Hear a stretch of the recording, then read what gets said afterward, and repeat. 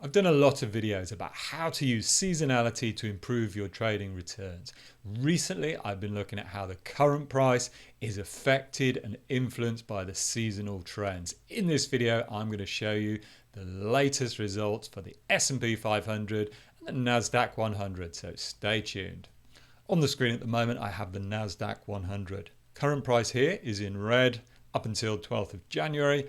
And in blue is the typical price. Now this typical price is made up of about 20 years worth of data. So there's a lot of data that has gone into this and showing us how the market tends to move at this time of the year. So what can we expect from this? Well, for the next couple of weeks, we can expect roughly the similar conditions to prevail. We're staying above the zero line, so the trend is remaining fairly strong. But we can see coming up here, maybe the second week in February, typically tech stocks and Nasdaq 100 is expecting some weakness. On the screen now is the S&P 500, and we can see a similar story to the Nasdaq.